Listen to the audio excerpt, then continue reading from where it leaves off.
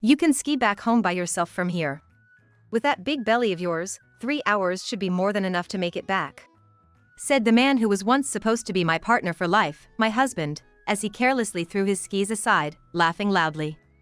Shocked by his words, my mother-in-law added with an even more sarcastic smile than usual, peering at me from the front passenger seat to the back where I sat, "Let me give you some advice as someone who's been through more of life.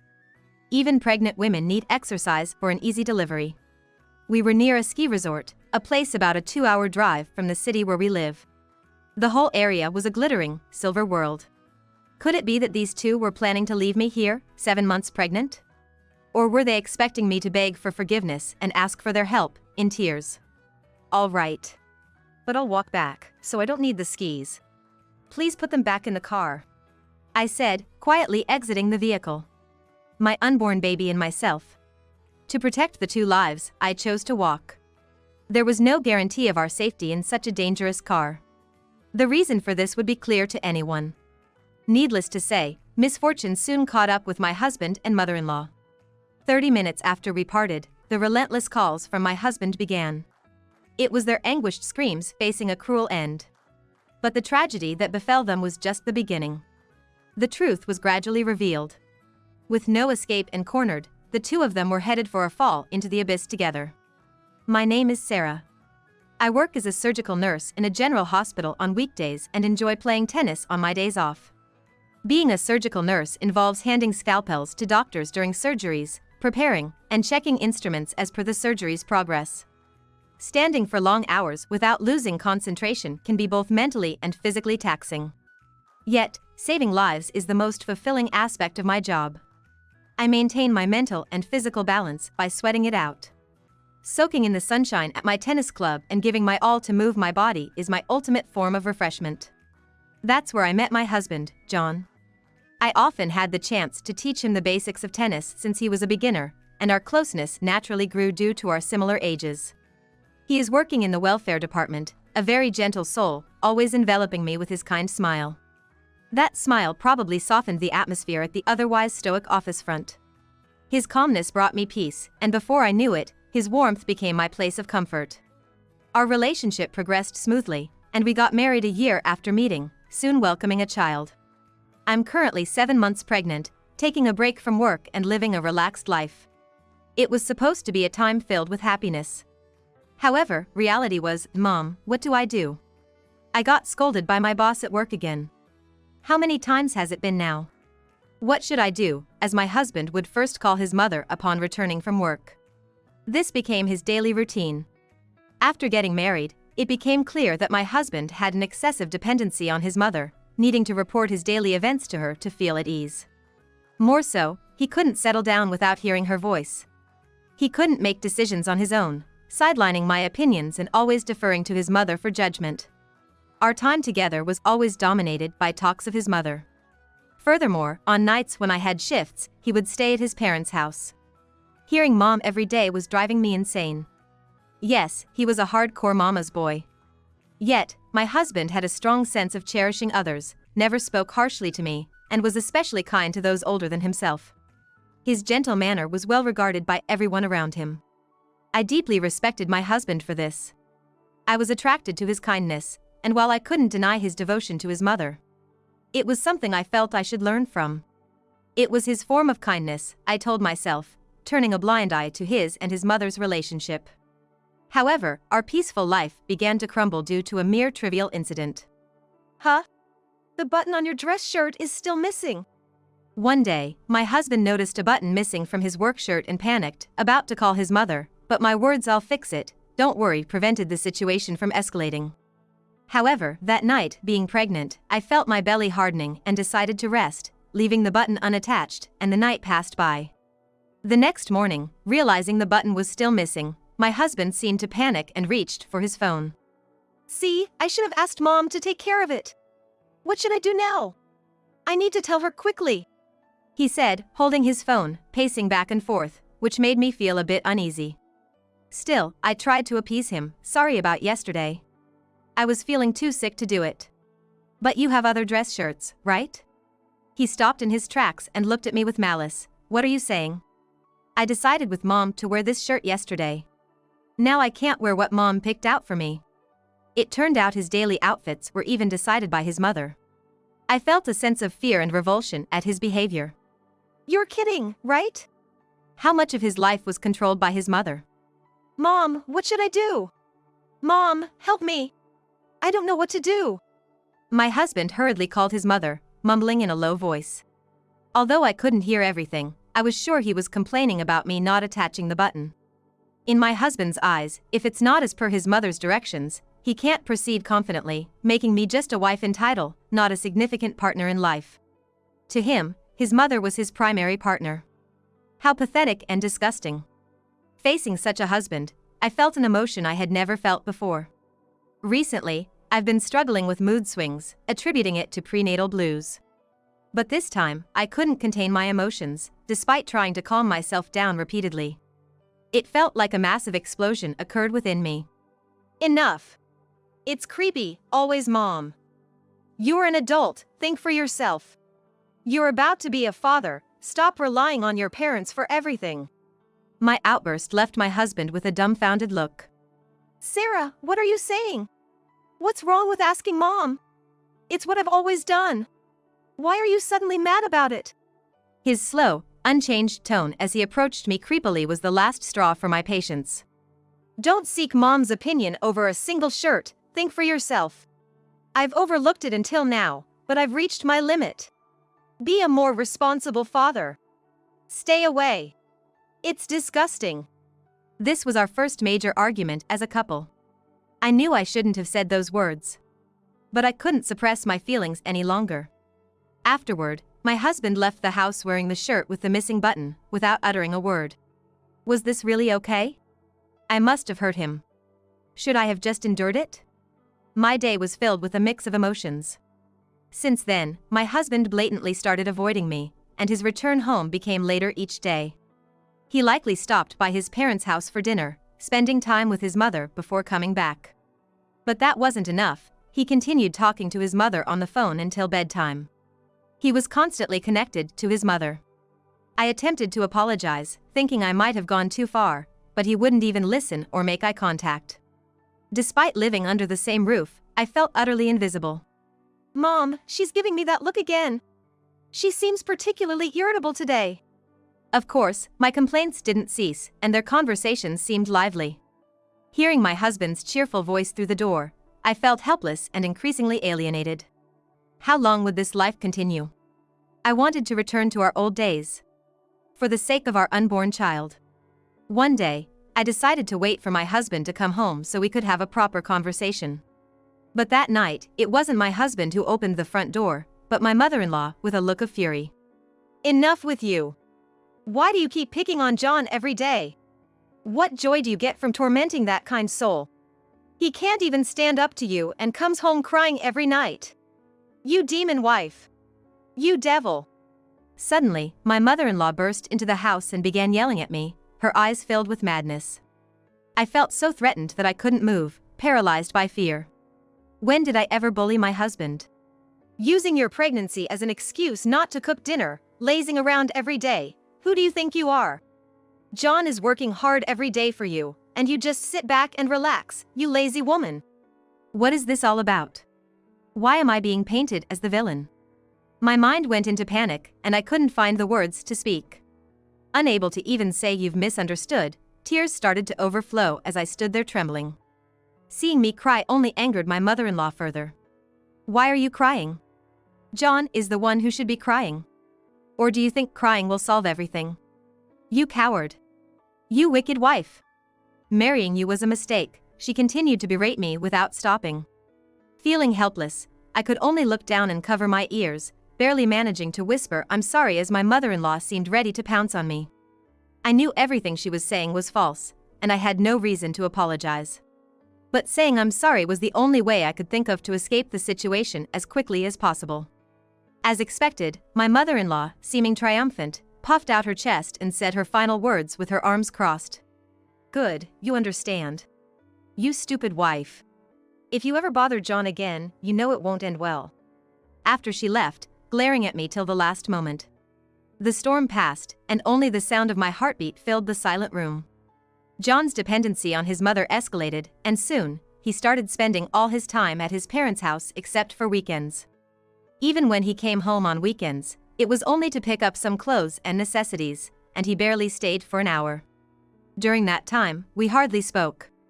One Saturday morning, as I began to wonder if there was any point in us staying together under these circumstances, my husband suddenly appeared at the door.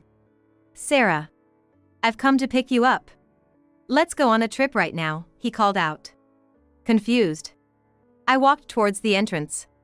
"Lately, things haven't been great between us. It looks like you've reflected on it, so I'm willing to forgive you. It's not good for the baby in your belly if we keep up this atmosphere, so let's start fresh and go skiing." His words, said with a smile reminiscent of old times, took me by surprise. "What? Skiing? You've never skied before, have you? And with my belly almost 9 months along, I can't possibly ski." I was flustered by his bizarre suggestion. While I appreciated his attempt to break the ice between us, why skiing? My husband, ignoring my reluctance, insisted, "There's a ski resort about 2 hours away by car. A senior at work told me about it. It's easy to get to, and there's even a beginner's course where pregnant Sarah can safely ski. Everything's prepared. You don't have to worry about anything. Let's go." He grabbed my coat, forcefully pulled me by the hand, and led me to the car parked outside. With mixed feelings of wanting to believe in my husband's intentions for our unborn child and suspicion about skiing, I found myself seated in the back of the car, and we set off. Our next stop was his parents' house. My mother-in-law, fully prepared, waved at us with a smile. She was coming along? On our couple's trip? Or was there another plan? As the two of them chatted away, oblivious to my confusion, my mother-in-law got into the car, turned to me with a smile, and said, "Sarah, glad you could join us. Let's enjoy skiing together." Was this some kind of trap? And then the car started moving again. This would be John's first time driving in the snow. Could he really handle it? And this car? My anxiety only grew. The two of them seemed in high spirits throughout the drive, which only added to my unease. What were they planning? My hands were sweaty from gripping them so tightly. "We'll be arriving soon. Let's stop around here," John said as he suddenly pulled the car over. We were near a ski resort, on a snowy mountain road, surrounded by a white, glistening world. The weather was clear, and the snow sparkled like jewels in the sunlight. Yet, this beauty only heightened my anxiety. "Get out here." "Here, I'll lend you the skis," he said, getting out of the driver's seat, pulling out skis from the trunk. "What do you mean, get out here? Isn't the ski resort still further ahead?" I was utterly dumbfounded by the situation, unable to comprehend why I was being dropped off in such a place. This kind of harassment isn't something a person with a conscience would do. Moreover, I was carrying a precious life in my belly. Then, my mother-in-law, who had drastically changed her attitude, turned around and gave me a sinister smile. "You know, despite how much I've scolded you, you haven't shown any signs of reflection. Instead, your attitude has only worsened. Despite me telling you not to bully John, you continue to harass him every day, making him feel miserable and sad. Do you find that amusing?" I couldn't understand what she meant. What had I done to my husband? "You easily get hot-headed, might do well to cool off your head in a place like this," she said, bursting into laughter. "Besides, you've been lazing around at home under the pretext of your pregnancy, haven't you? Let me give you some advice as someone who's lived a bit longer. Pregnant women need exercise for an easy birth," she added, her eerie laughter filling the car. My husband chimed in to match my mother-in-law's assault. "You can ski back home alone from here. With that big belly of yours, 3 hours should be more than enough to make it back." What were these two expecting from me? Did they think that if I apologized and pleaded with them, their demands would be satisfied? Or were they seriously planning to abandon me and the life within me, regardless of their intentions? No matter their reasons, their actions were inexcusable. I was determined to protect the child in my belly. Furthermore, this car wouldn't be able to continue much further on the increasingly snow-covered and icy road. "All right. But it's dangerous for me to ski in this condition, so I'll walk back. Please put the skis back in the car." With that, I quietly got out of the car and turned my back on them, planning to make my way to a populated area while the sun was still warm. Glancing back, I saw my husband putting the skis back in the seat where I had been sitting. This would probably be our last moment together. I silently retraced my steps, walking alone along the snowy roadside. Suddenly, the clear weather changed, and snow began to fall. Looking up, the sky was quickly covered by dark snow clouds, bringing snowfall that soon turned into a fierce blizzard. I couldn't see anything ahead. The raging snow obscured my vision, and I didn't even know where I was walking anymore. Overwhelmed by fear and cold, my legs stopped moving. I might not make it. Just as I felt my consciousness fading, a strong light slowly approached me from behind. It was a car. The car stopped beside me, and the driver, a man, leaned out, looking worriedly at me. Fortunately, I was wearing a red dress, making me stand out against the gray world. The man, sensing something was wrong with a pregnant woman walking alone on a snowy road, called out to me. Beside him sat a woman. They were a couple on their way back from skiing. Without asking why I was walking alone in the blizzard, they quickly urged me into the back seat of their car, where the woman offered me a blanket and warm tea. They seemed to understand my plight. They drove me home without asking for any explanations. Thus I was saved by a kind couple. Upon arriving home, I repeatedly offered to thank them, but they simply wished me a healthy baby and drove away without asking for anything in return. The town was unimaginably peaceful compared to the blizzard on the snowy road, with the sun shining warmly. I watched their car disappear from view before going inside my home. Meanwhile, my husband and mother-in-law, who had left me to climb the snowy road, seemed to have encountered terrible trouble. Unbeknownst to me, my husband had been calling repeatedly while I was being rescued by the kind couple. I had fallen asleep in the warm and comfortable car, exhausted and unaware of the incoming calls. After arriving home and checking my phone, I was shocked to see a continuous series of missed calls lasting over 30 minutes. What on earth had happened? As I was looking at my phone, another call from my husband came through. Hello? I answered the phone hesitantly, and my husband screamed so loud it was almost ear-piercing. Apparently in a panic. Sarah!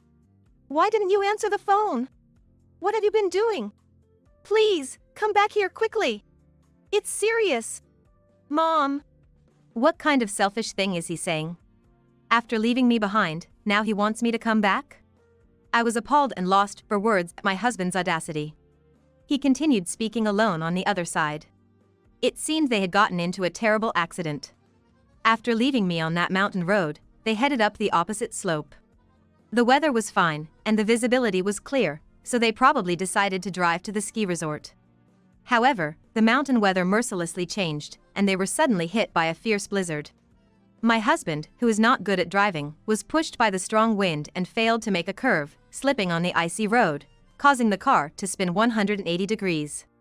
The car slid down the mountain road and eventually got stuck in deep snow off the side, trapping one of the front wheels.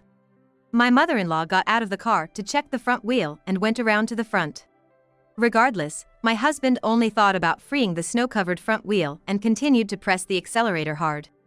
The car lurched forward unexpectedly. My husband, seeing my mother-in-law in front, frantically tried to brake, but it was too late. Additionally, the icy road accelerated the car, and in an instant, my mother-in-law was trapped under it. The car slid several meters further before coming to a stop, and by the time my husband managed to get to her, she had already lost consciousness. Despite his confusion, my husband managed to call an ambulance with trembling hands, but the blizzard was delaying its arrival. The ambulance still hasn't arrived. Where the hell are they driving? You're a nurse, right? Hurry back here and take care of Mom. If this goes on, Mom won't make it. Do something. My husband desperately pleaded with me. Oh, is that so? And here I thought you were worried about me walking alone in a blizzard. But it's about Mom again, huh? Even if you tell me to come back, I'm already home.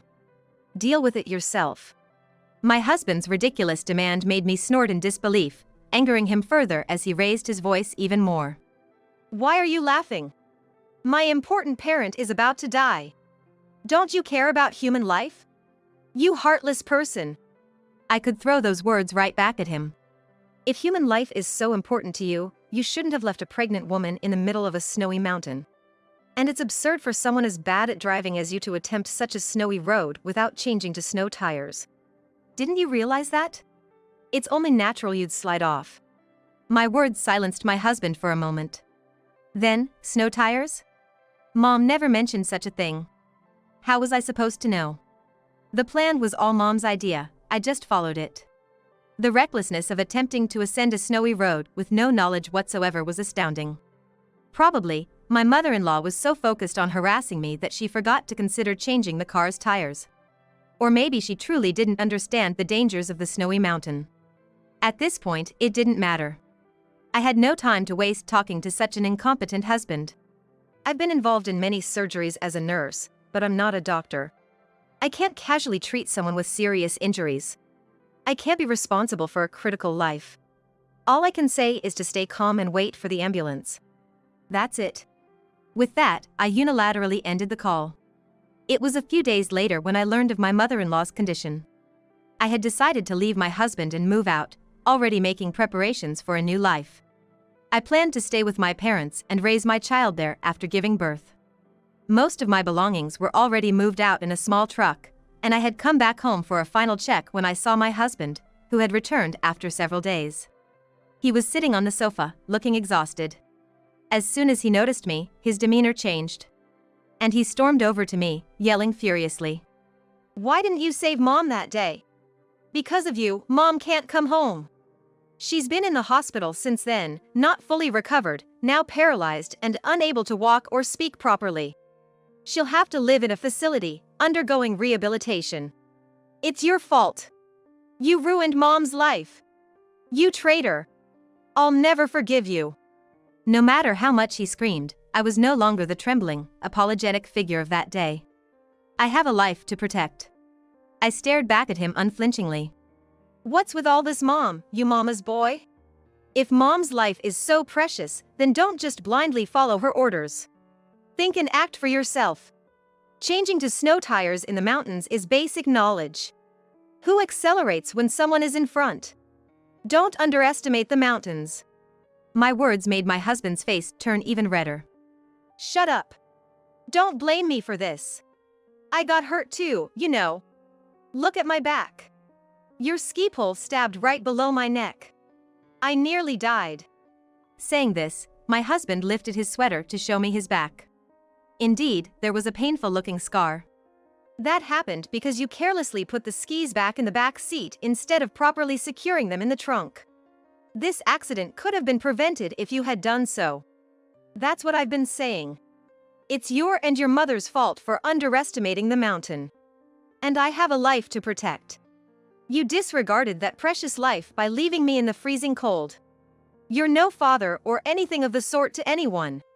With that, I thrust the prepared divorce papers at my husband. From now on, you can spend your life taking care of your precious mom and have fun living just the two of you. I'll go on with the child in my belly. Let's end this here. My husband snatched the divorce papers from me and threw them away.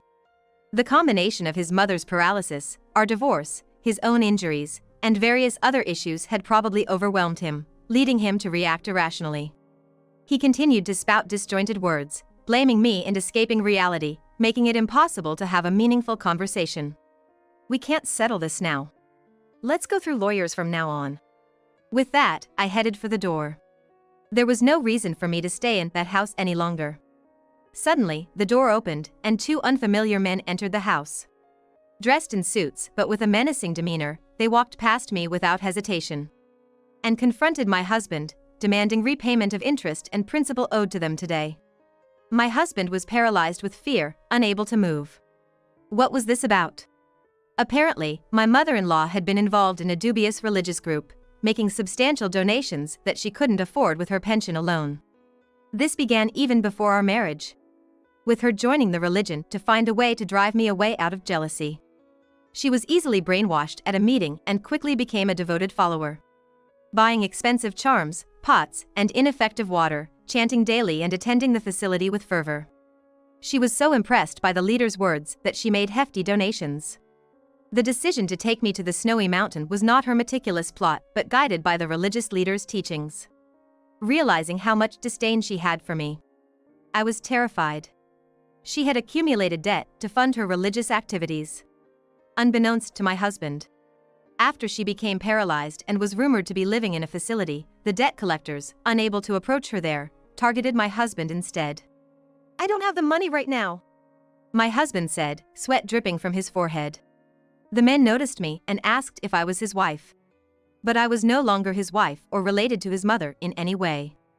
No, I'm just a stranger, I replied, and left the house with my belongings, not looking back. I heard my husband crying out behind me. But it was nothing to do with me. Thus I headed for my parents' house. Months passed and spring arrived. Through our lawyers, we officially divorced, and my ex-husband was ordered to pay alimony. Despite his struggles with his mother's massive debts and the additional financial burden of alimony, his actions towards me were inexcusable. Regardless of his suffering, I was entitled to the alimony. Another source of his misery was his paralyzed mother, relying on his care for daily life. She showed no gratitude, instead blaming him for her condition and continuing her religious activities in the facility. However, there were numerous complaints from other users, and they were repeatedly evicted from the facility and moved into a new facility, apparently moving from one facility to another. My ex-husband pleaded with her to stop, leading to endless arguments. Meanwhile, I gave birth to a healthy baby girl. With my parents' support, I'm navigating the challenges of motherhood and enjoying peaceful days. Holding my warm, precious life, I remember the couple who saved me in the snowy mountain. If it had not been for the couple who rescued me in the snowy mountains that day, I might not have had this life. Though I never know their names, I hope to tell them someday how their kindness led to the birth of my healthy child.